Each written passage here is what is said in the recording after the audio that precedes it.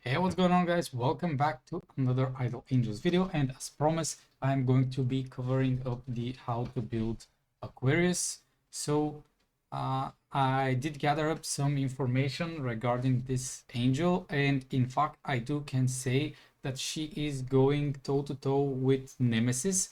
Currently, if I have to change my DPS rank list, I would put Nemesis and Aquarius on the same spot, and then below them I will put like Anubis, and then probably keep the same from the video the same way that I have ranked them.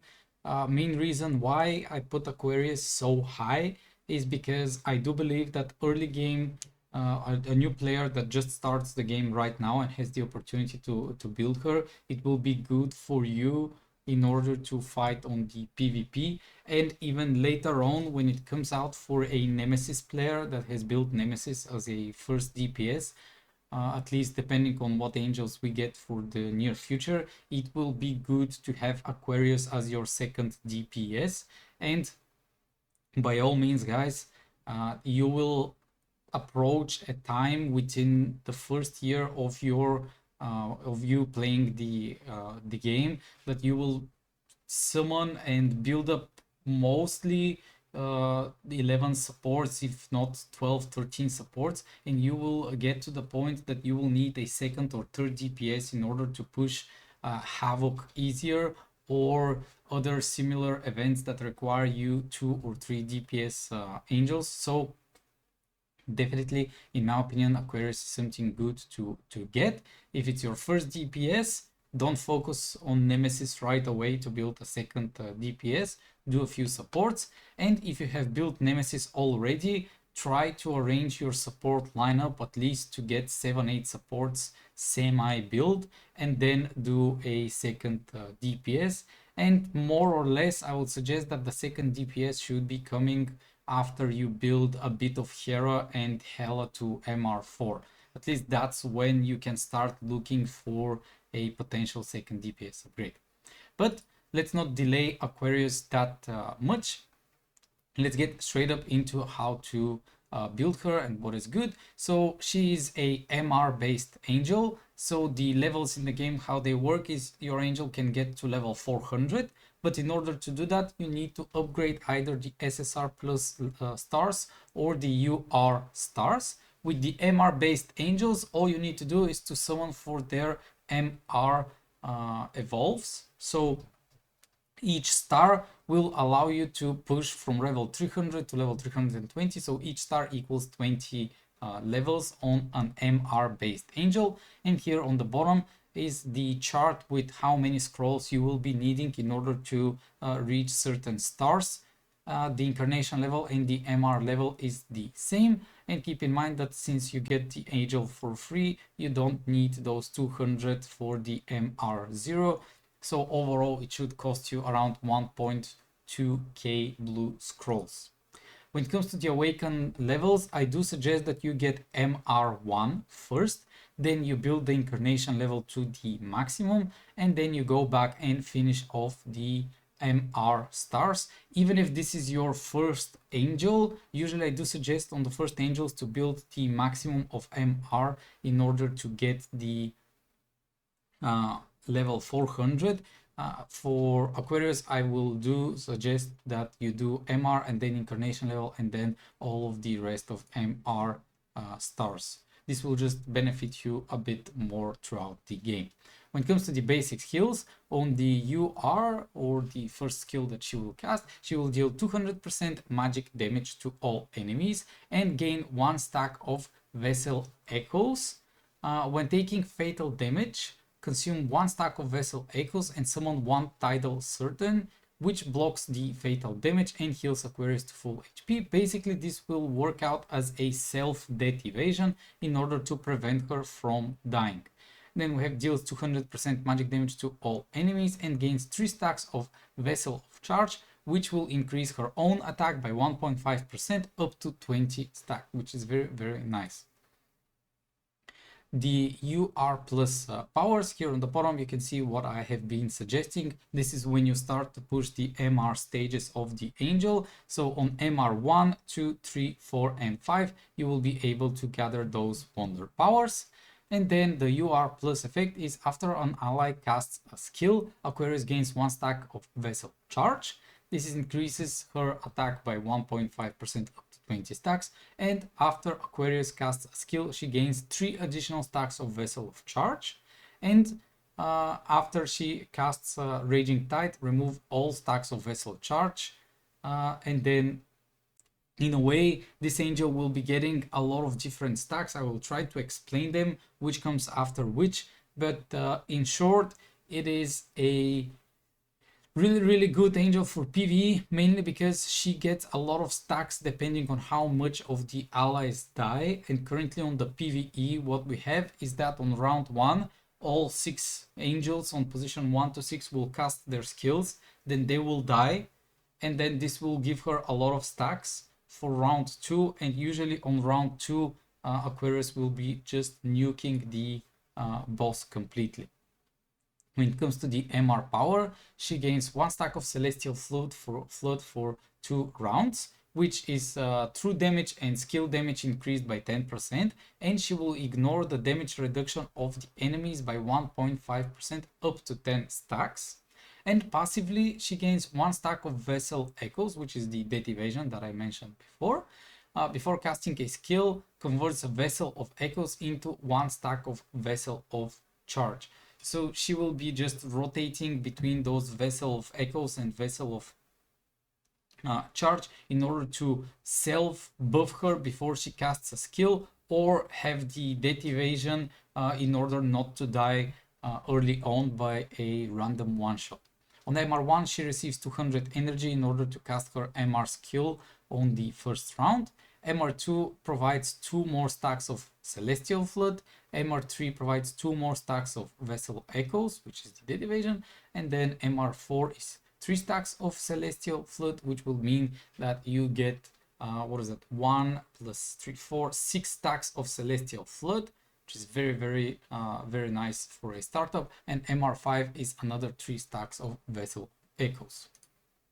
When it comes to the Incarnation power, she deals 50% true damage to all enemies and inflicts Tidal Shackles for 2 rounds, which will lower the enemy attack by 20% and healing by 50%, which is very huge, because lowering the base attack of the enemies basically makes like Hera weaker. It makes the enemy DPS weaker, which is very good. I assume this is why she was labeled as DPS/support, but you're definitely not using her as a support. She's just a pure DPS, pure menace onto the battlefield.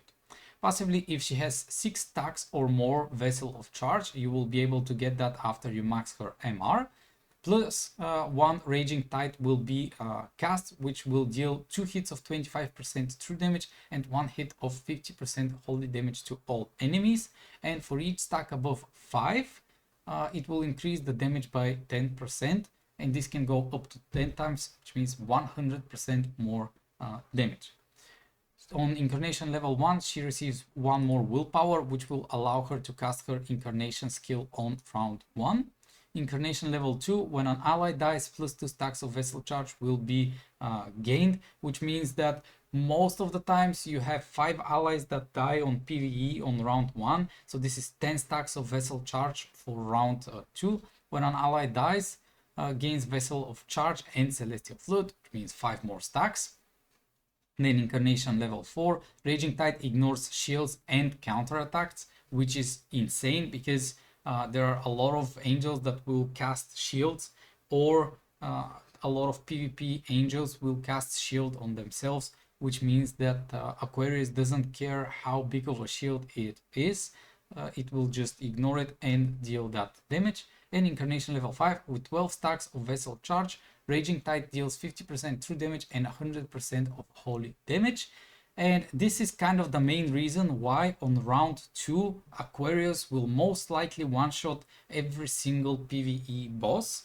Of course, this depends on how much you have built your supports in order to buff Aquarius out.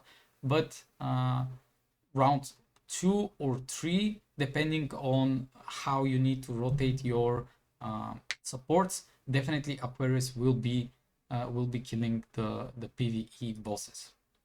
When it comes to the Relic, you are definitely going to be wanting to have the her own Relic, because it gives her damage increase plus 21% and attack up plus 21%. And my suggestion is, if you are going for PvE, to get the crit damage or the attack percentage for the Relic. But if you're going for PvP, maybe you will definitely want to have a bit of speed in order for her to cast first, and then to have the crit damage and the attack. When it comes to the gear ascension, it is almost the same as every other DPS angel. You are definitely going to be wanting the tier 5 ring with a weapon, the weapon first, the ring second, after which you will want to be getting the armor and the belt to tier 4, and then lastly to tier 3 you will be wanting to get the boots with the helmet. You will be running the composition of tier 5, tier 4 and tier 3 all together, because you will be getting this attack up a lot. And then later on, much later on, once you have already maxed out your supports and your other angels to be on the same tier 3, tier 4, tier 5, it will be probably the point where you will be start pushing every single gear of the DPS to tier 5 and then the supports to tier 5. When it comes to the artifact, we want the crit chance and the crit damage first, after that attack and leech, then HP and damage reflection, and the rest 3 doesn't really matter and make much of a difference. Aquarius is a mage type, and mage types are benefiting from intellect in order to deal more damage. So that's why first we are going to be doing the intellect set, then the max HP, endurance, attack. Sorry, there is a small mistake. It should be like this. So you definitely want the attack second, because this is a DPS angel, then the max HP, then the endurance, strength and agility as last. So intelligence, attack, max HP, endurance. On the gems, you definitely want the attack gem to be maxed as much as possible, after which it could be HP or defense penetration. Which one you level up first to level 15 doesn't make much of a difference, and to be honest, you're getting different amounts of the different gems, so they almost always go to level 15 at the same time, so it doesn't really matter. But if you have to choose, the attack gem is definitely the first one you need to do. When it comes to the special gem, I do suggest that the true damage is a good option, or you could go with the magic damage gem. I haven't tested it out myself because I cannot do it. Sadly, for PvE we are not allowed to test out new angels anywhere. If there is a change, I will tell you, but you can always go to the official Discord, or depending on when you are watching this video, join or in the comments ask. I will try to make sure that I put it in the comments section once I'm certain if the true damage gem or the magic damage gem will be a better suit for her. But you're definitely going to be doing a lot of damage with either of those two. What you need to put is, you need this special chest in order to get the level up essence skill, and after which definitely you want the final damage boost with the buff received and the crit damage. Those are the top priority to get for your gem as passives. And then the feeling for the rest 4 spots, it's good to get either attack or speed if you are going for the PvP. At least this is, in my opinion, what will help you out.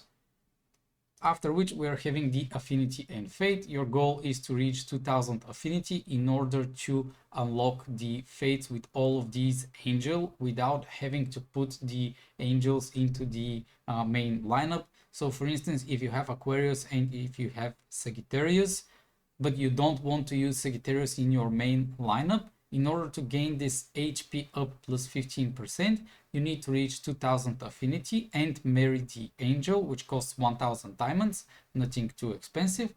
After that, you will get this beneficial of 15% without any issue.